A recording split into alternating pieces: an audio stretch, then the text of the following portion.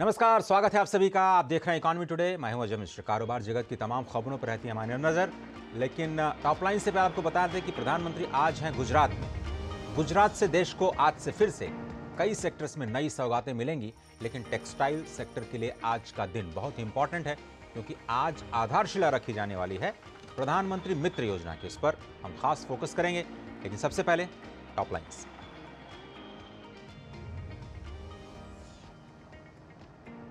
किसानों की आमदनी को दोगुना करने के लिए सरकार प्रतिबद्ध। गन्ने के उचित और लाभकारी मूल्य को कैबिनेट की मंजूरी। वित्तीय वर्ष 2024-25 में गन्ने का एफआरपी बढ़ा करके 340 रुपए प्रति क्विंटल किया गया। राष्ट्रीय पशुधन मिशन और अंतरिक्ष क्षेत्र में एफडीआई नीति में संशोधन को भी हरी झंडी। प्रधानमंत्री नरेंद्र मोदी आज गुजरात में 60,000 करोड़ रुपए से ज्यादा की लागत की विकास परियोजनाओं का करेंगे लोकार्पण और शिलान्यास। राष्ट्र को 2 नए प्रेशराइज्ड हैवी वाटर रिएक्टर करेंगे समर्पित। पीएम मित्र योजना की भी रखेंगे आधारशिला। सेबी ने जी एंटरटेनमेंट में 2000 करोड़ के हेराफेरी की जांच की शुरुआत की। पुनीत गोयनका और सुभाष चंद्रा से भी होगी पूछताछ। ईडी ने बायजूस के सीईओ बायजूस रविंद्रन के खिलाफ लुकआउट नोटिस जारी करने की सिफारिश की।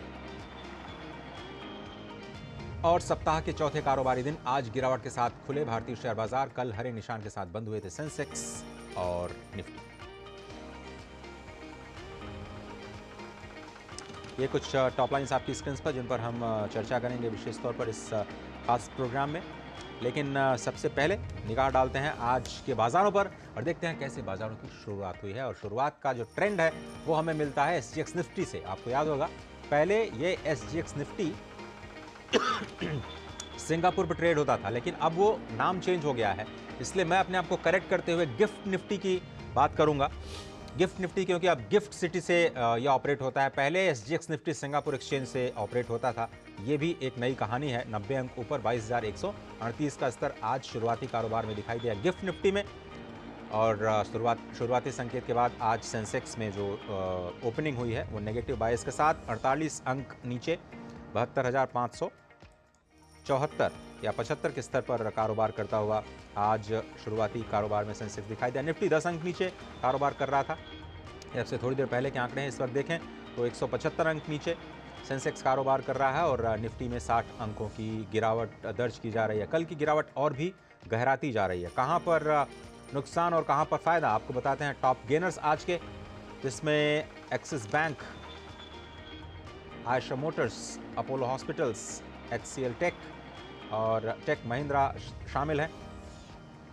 ये Grasim, LNT, HCL Tech, Eicher Motors, Axis Bank में 1.3% से 1.77% तक की बढ़त, और ये बढ़त और भी थोड़ी सी बढ़ती जा रही है। एक्सिस बैंक फिलहाल 2% ऊपर कारोबार करता नजर आ रहा है।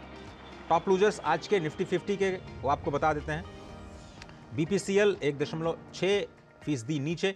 एशियन पेंट्स में गिरावट, भारतीय एयरटेल में गिरावट, पावर ग्रिड और डॉक्टर रेड्डीज ने आज गिरावट के साथ शुरुआत की है कारोबार की। देखना होगा कि कैसे आगे बढ़ते हुए आज का दिन रहता है इन स्टॉक्स के लिए। लेकिन जहां पर सबसे ज़्यादा एक्शन देखा जा रहा है उसमें axis bank, TCS, Reliance, BPCL और एचडीएफसी बैंक शामिल हैं। आगे बढ़ते हैं, देखते हैं दूसरे वैश्विक बाजार हैं उनका क्या हाल है। डाउ जोन्स फ्यूचर्स के आंकड़े 25 अंक ऊपर, S&P 500 6 अंक नीचे, नैस्डैक 87 अंक नीचे कारोबार करता हुआ नजर आ रहा है। दूसरे यूरोपीय बाजारों की बात करें तो लंदन का FTSE 56 अंक नीचे, फ्रांस का CAC 16 अंक ऊपर और डैक्स जर्मनी का करीब 50 अंक ऊपर कारोबार करता नजर आ रहा है। एशियाई बाजारों में किस तरह का कारोबार हो रहा है आपको बता देते हैं। वैश्विक कारोबार पर निगाह हमारी रहती है। जापान के निक्की में 651 यानी काफ़ी अच्छी बढ़त दिखाई दे रही है। हांगकांग के हैंगसेंग में 33 अंकों की गिरावट और कॉस्पी, दक्षिण कोरिया का ये जो स्टॉक एक्सचेंज है, काफ़ी फ्लैट 6 अंक ऊपर सिर्फ कारोबार करता हुआ दिखाई दे रहा है। क्रूड ऑयल बहुत इंपॉर्टेंट फैक्टर, इसलिए हम लगातार आपको बताते रहते हैं कि कच्चे तेल के भाव क्या चल रहे हैं। ब्रेंट क्रूड का भाव आपकी स्क्रीन पर है 83.06। अमेरिकी जो कच्चा तेल है इसके भाव इससे कम हमेशा रहते हैं और भारतीय बास्केट के जो भाव हैं वो करीब करीब इन दोनों के बीच में, हम कह सकते हैं 80-81 का भाव भारत के कच्चे तेल के लिए इस वक्त दिखाई दे रहा है।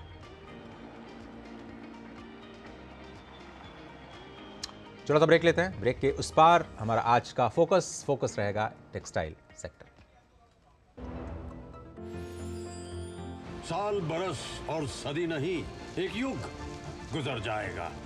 उम्र न पूछो वंडर की, जब फर्क नजर आएगा। वंडर सीमेंट, फर्क नजर आएगा। मोदी सरकार की गारंटी, भारत होगा गरीबी मुक्त। 5 सालों में 13 करोड़ 50 लाख लोगों को गरीबी से बाहर निकाला।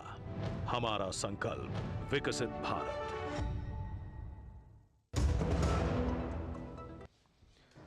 स्वागत है आप सभी का। आप देख रहे हैं इकोनॉमी टुडे। केंद्रीय मंत्रिमंडल ने बड़े फैसलों को मंजूरी दी है। सूचना और प्रसारण मंत्री अनुराग सिंह ठाकुर ने बताया कि प्रधानमंत्री नरेंद्र मोदी की अध्यक्षता में केंद्रीय मंत्रिमंडल की बैठक में 2024-25 यानी इस वित्त वर्ष के लिए चीनी मिल्स द्वारा गन्ने के उचित और लाभकारी मूल्य FRP जिसे कहते हैं फेयर एंड रेम्युनरेटरी प्राइसेस, उसको मंजूरी दे दी गई। अब गन्ने का FRP 340 रुपए प्रति क्विंटल तय किया गया है।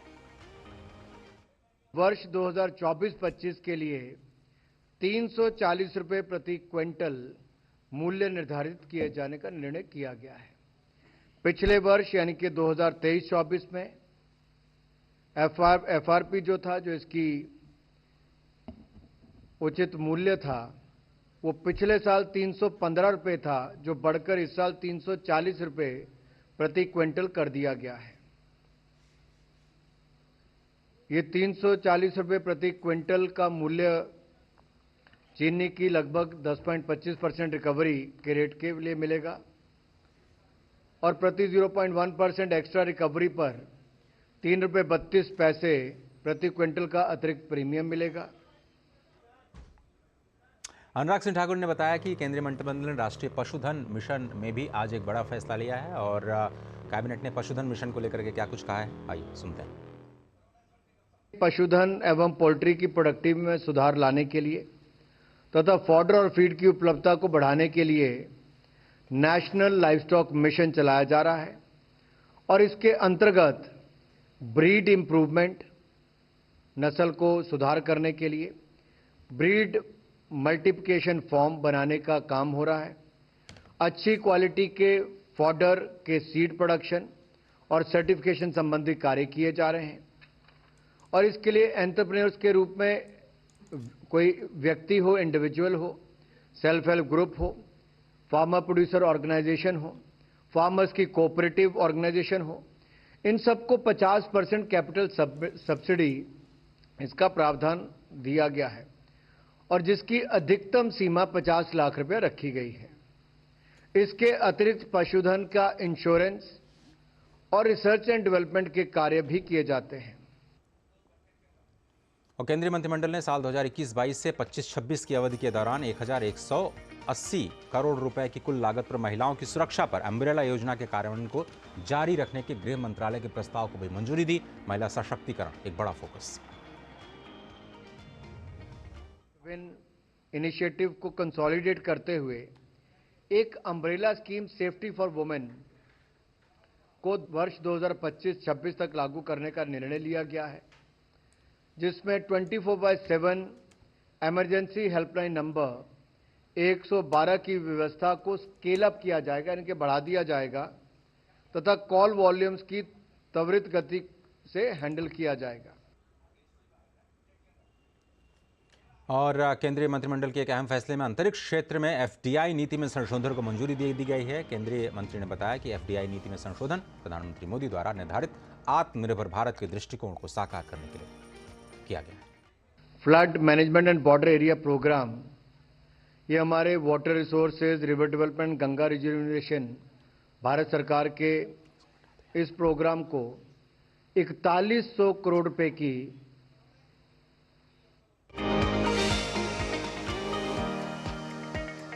और आज का फोकस पर अब चलते हैं, आपको लिए चलते हैं और देखते हैं कि आज का हमारा फोकस है क्या। जैसा कि हम पहले बता चुके हैं कि आज का फोकस है हमारा प्रधानमंत्री मित्र योजना। आइए देखते हैं।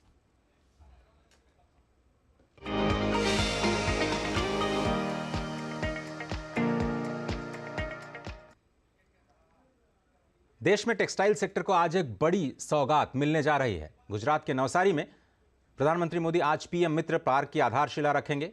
प्रधानमंत्री mega integrated textile reason and apparel park की आधारशिला गुजरात के नवसारी शहर के बांसी बोरसी गांव में होने जा रही है।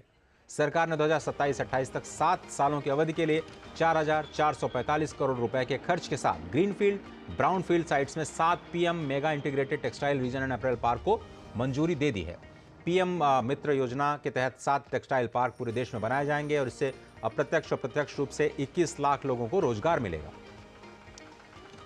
5F यानी फार्म से फाइबर, फाइबर से फैक्ट्री, फैक्ट्री से फैशन, फैशन से फॉरेन, इस पर एक फोकस स्पष्ट तौर पर नजर आ रहा है। टेक्सटाइल सेक्टर के लिए इंटीग्रेटेड अप्रोच के साथ पीएम मित्र पार्क योजना की शुरुआत की जा रही है। 22 फरवरी यानी आज से देश में टेक्सटाइल के लिए एक नए युग की शुरुआत हो रही है। दरअसल तमिलनाडु, पंजाब, ओडिशा, आंध्र प्रदेश, गुजरात, राजस्थान, आसाम, कर्नाटक, मध्य प्रदेश और तेलंगाना सरकार ने पीएम मित्र पार्क को विकसित करने में रुचि दिखाई है। और टेक्सटाइल सेक्टर के लिए और क्या कुछ है बड़ी योजनाएं और कैसे मिलेगा इस सेक्टर को फायदा, आपको रिपोर्ट दिखाते हैं, उसके बाद विशेष चर्चा पर आपको लिए चले।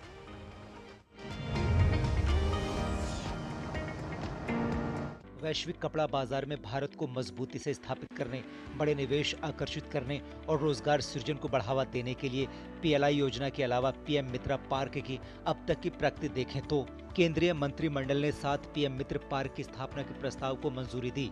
5 वर्षों की अवधि में 4,445 करोड़ रुपए के निवेश से पीएम मित्र पार्क स्थापित होंगे। सभी राज्यों से प्रस्ताव आमंत्रित कर 13 राज्यों से कुल 18 प्रस्ताव प्राप्त हुए। शाम 7 बजे चुनौती पद्धति से 7 मित्र साइटों को चुना गया। 13,850 करोड़ रुपए के इन्वेस्टमेंट एमओयू पर हस्ताक्षर हो चुके हैं। पीएम मित्र पार्क की ओर ले जाने वाले बुनियादी ढांचे पर काम प्रगति पर है। 7 वर्षों में 7 पीएम मित्र पार्क स्थापित किए जाएंगे। यह कपड़ा निर्यात भारत को वैश्विक चैंपियन के तौर पर सक्षम करने के लिए प्लग एंड प्ले सुविधाओं के साथ विश्व स्तरीय बुनियादी ढांचा तैयार करेगा। Bureau report, DD news.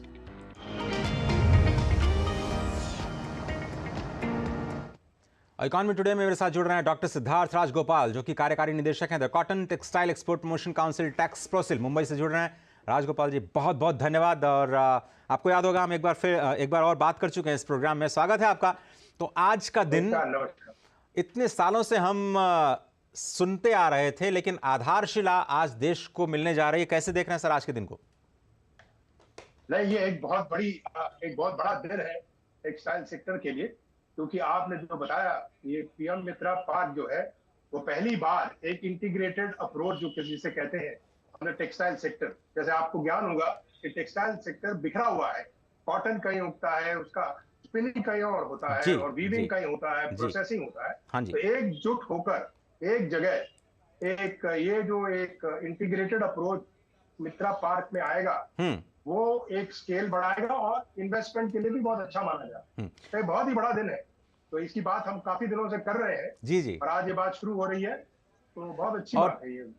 PM Modi साहब के लिए तो कहा जाता है कि आधारशिला रखते हैं तो वो कोशिश करते हैं कि वो राष्ट्र को समर्पित भी करें, इसलिए हम उम्मीद कर सकते हैं कि। लेकिन ये बताइए सर कि ये जो उत्तर प्रदेश में लखनऊ और हरदोई में जो एमओयू साइन हुआ था, वो अभी केवल एमओयू है, अभी वहां पर आधारशिला नहीं रखी गई है। तो ये पहला पीएम मित्र पार्क है?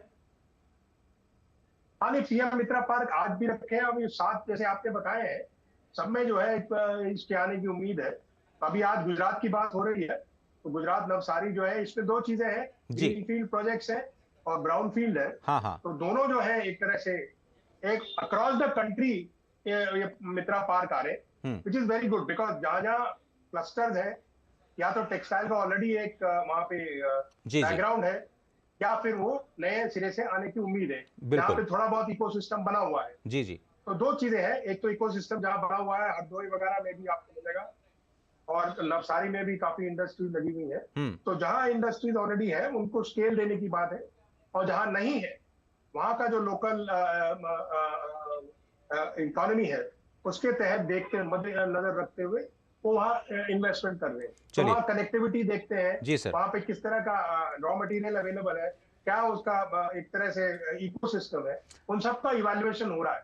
तो एक तरह से अक्रॉस द कंट्री ये बात आ रही है, जैसे आपने कहा 7 पार्क है, और आज जो है वाकई में ये एक बहुत बड़ा दिन है। लेकिन सर, अगर ग्रीन फील्ड और ब्राउन फील्ड आपने कहा, तो दर्शकों को हम बता दें, ग्रीन फील्ड बिल्कुल नया, बिल्कुल शुरुआत की जाती है, जहां पर कोई पहले से इंफ्रास्ट्रक्चर नहीं है, और ब्राउन फील्ड मतलब जहां पहले से चीजें चल रही हैं, उनको और बेहतर किया जाए। तो सूरत तो हमें पता है, सारे देश को पता है कि 60% टेक्सटाइल सेक्टर वहीं से आता है, बहुत बड़ा सेंटर है। तो एक तरह से ब्राउन फील्ड वहां पर शुरुआत हो रही है। लेकिन सर, इसमें जो सरकार की तरफ से पैसा मिलेगा, वो कैसे मिलेगा? ग्रीन फील्ड में 30% 500 करोड़ रुपए तक का है, और ब्राउन फील्ड में 200 करोड़ रुपए तक का है, ऐसा है? हाँ, नहीं, उसमें ऐसा है कि 2-3 चीजें इसमें, एक तो ये एसपीवी है, between Okay. Centre and state government, ठीक है। पहली बात। दूसरी बात जो इम्पोर्टेंट है, इसमें आपको एक डेवलपमेंटल कैपिटल सपोर्ट है, मतलब कि जो आएगा एसपीवी बनाएगा उसको एक तरह से पर पार्क एक फिगर है 500 करोड़ रुपए का। जी जी। और तीसरा, उसमें जो लगाएंगे निवेश उनको एक कॉम्पिटिटिव इंसेंटिव सपोर्ट है, मतलब जो first come first serve basis पे जो लोग आएंगे और वहाँ इंडस्ट्री लगाएंगे ओके। उनको एक तरह से इंसेंटिव मिलेगा। हम्म। और ओवरऑल जो आप देखेंगे इसमें जो बात आ रही है वो ये है कि इन तीनों, और उसमें 10% ऑफ द एरिया जो है वो कमर्शियल ऑपरेशन के लिए भी दिया जाएगा। अच्छा, ओके। तो कहने का मतलब ये है कि आप इसका पूरा जब ढांचा देखते हैं तो एसपीवी को सपोर्ट है, निवेशक जो आ रहा है उसको सपोर्ट है, और एरिया के लिए ओवरऑल कमर्शियल डेवलपमेंट का भी एक एलिमेंट है। तो तीनों तरीके से आप इंसेंटिवाइज कर रहे हैं जिससे कि वहां एक्टिविटी बढ़े और कई तरह के लोग वहां जुड़े। कहने का मतलब है कि तो ओवरऑल इंसेंटिव स्ट्रक्चर एक ही लेवल पे नहीं है। जी जी। Which is a very good thing है, वो इंपॉर्टेंट पॉइंट है। सिद्धार्थ सर, एक चीज हमें समझाइए कि वर्ल्ड क्लास टेक्सटाइल सेक्टर आज तो शुरुआत हो रही है, कितने साल लगेगा जब हम वर्ल्ड लेवल पर compete करेंगे और जो वियतनाम और बांग्लादेश जैसे टेक्सटाइल सेक्टर से हमें जो कंपटीशन मिल रहा है हम एट पार या उससे बेटर हो पाएंगे? ऐसा है साहब कि इन टेक्सटाइल हम लोग इतने हमारी पोजीशन खराब नहीं है। हम लोग भले हम नंबर 2 है most of the product line. बिल्कुल बिल्कुल। अब जहां तक बांग्लादेश की बात है और उनकी बात है, उनके कुछ स्पेशल नीड्स है, उनको कुछ एक्स्ट्रा इंसेंटिव दिए गए हैं विदेशों में, जी ड्यूटी फ्री वगैरह उनका एक्सेस है, हमको वो नहीं मिला हुआ। बट जी। हमारी कोशिश हो रही है, जैसे एफटीए हमारे आएंगे अभी यूके में जो बात चल रही है, जी। अगर वो मिलते हैं तो एकदम से आप देखेंगे क्वांटम जंप है। इंडिया में रेसिलियंस है, इंडिया का प्रोडक्शन स्ट्रांग है, इंडिया में डाइवर्सिटी ऑफ प्रोडक्शन है। अब सवाल इस बात का कि ये जो स्कीम है ये इंटीग्रेट करेगा। हमारे पुराने जो फाइनेंस मिनिस्टर थे अरुण जेटली साहब, वो हमेशा बोलते थे कि भाई आप लोग जो है डिस्पर्स देम हो, तो आपका कंसंट्रेशन नहीं हो रहा। तो आज प्रधानमंत्री के विजन से वो 5F जो आपने जिक्र किया सर शुरू में, सर, उस विजन के तहत ये एक जो प्रयास है ये हमारे हिसाब से वाकई एक गेम चेंजर होगा और एक तरह से हम लोग को एक तरह का बूस्ट जो है सेक्टर में इन्वेस्टमेंट के रूप में मिलेगा। कि लोग जी सर, हाँ चाइना से भी हटना चाहते हैं। अब सर लोग आए हुए हैं हमारे, ये समझना चाह रहे हैं सर आपसे कि जो पीएम मित्र पार्क बनेंगे प्लग एंड प्ले होंगे, आप कह रहे हैं कि पूरा एक इंटीग्रेटेड सिस्टम होगा, रॉ मटेरियल से लेकर के फिनिश्ड गुड तक और एक्सपोर्ट तक की व्यवस्था होगी। लेकिन हम क्या इसमें नॉर्मल टेक्सटाइल बनाएंगे या फिर टेक्निकल टेक्सटाइल जैसे कुछ इनोवेटिव प्रोडक्ट्स भी बनाएंगे पूरी दुनिया के लिए? नहीं, एक बात अच्छी है कि ये ओपन एंडेड है। ओके। तो देखिए जहां पे डिमांड होगी वही इन्वेस्टमेंट होगा, और जहां अपने को कॉस्ट कम्पिटिटिवनेस रहेगा वहीं अपना निवेश होगा। और आज जो है जियो स्ट्रेटेजिक नीड्स का एक बहुत बड़ा इंपॉर्टेंट इशू आ गया है। आज कई लोग सप्लाई चेन को री इवैल्यूएट कर रहे हैं क्योंकि जियो स्ट्रेटेजिक इश्यूज आ गई हैं। तो इस तरह से आप ये देख रहे हैं कि lot of investment is moving away, और इन्वेस्टमेंट कहाँ जाएगा? या तो जा रहा है वियतनाम में और इंडिया में आएगा। बिकॉज इस तरह की इंफ्रास्ट्रक्चर जब आप देंगे तो लोग जो है अट्रैक्ट होंगे और जरूर आएंगे। ये हमारा बड़ा क्लियर है कि स्केल बनेगा। सर चलते चलते सर, टैक्स प्रोसेल के हिसाब से आप लोगों की क्या उम्मीद है? टेक्सटाइल सेक्टर का ग्रोथ रेट खास तौर पर एक्सपोर्ट में कैसे देख रहे हैं अगले 2-3 सालों में सर आप? नहीं, हमारे यहाँ जो है काफी बड़े कंपनीज हैं, जैसे टॉप टेक्सटाइल कंपनीज हमारे मेंबर है, और वो लोग सब इन्वेस्टमेंट करने को तैयार है और कर भी रहे हैं। इनफैक्ट ऐसा नहीं है, और ये अपॉर्चुनिटी जब सामने आ रही है, आज बन रहा है, आज उसका फाउंडेशन स्टोन है, थोड़ा उसको बन जाएगा इंफ्रास्ट्रक्चर। जब वो इनवाइट करेंगे एप्लीकेशन तो लोग जरूर आएंगे। तो हम लोग काफी बुलिश हैं इस बात को लेके कि इंडिया में टेक्सटाइल का फ्यूचर बहुत ही स्ट्रांग है और बहुत ही क्या कहते हैं ब्राइट है। तो वो हम देख रहे हैं। तो इसी हिसाब से हमारे जो मेंबर्स हैं, they are also looking at this with lot of hope and eager awaiting it in an eager manner।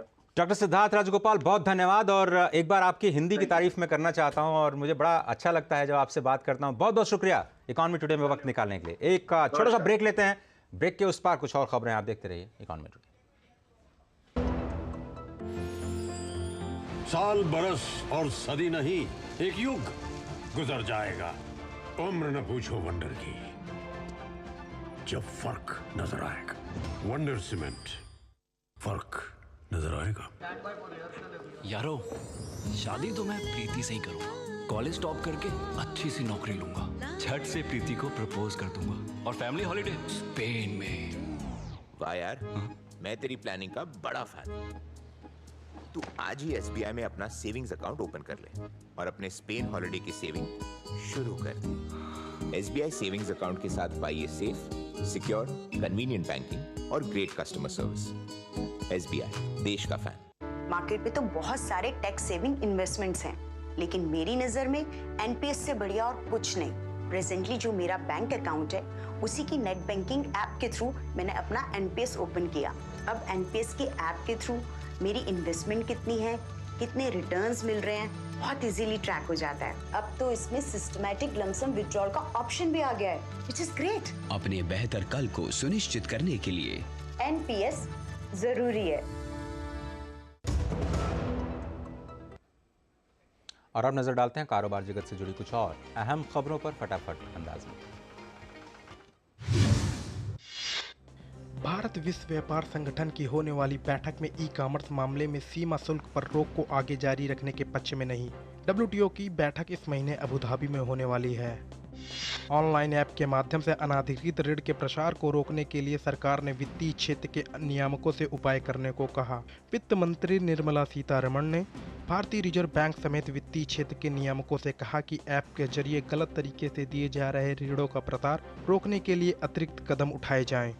Bharat 2027 तक दुनिया की तीसरी सबसे बड़ी अर्थव्यवस्था होगा। 2047 तक 35 लाख करोड़ डॉलर की GDP बनने के लिए इसे तेज रफ्तार से बढ़ने की जरूरत। G20 में भारत के शेरपा अमिताभ कांत का कहना है कि भारत को विकसित अर्थव्यवस्था बनने का लक्ष्य हासिल करने के लिए अगले 3 दशक तक हर साल 9 से 10% की दर से वृद्धि करने की जरूरत।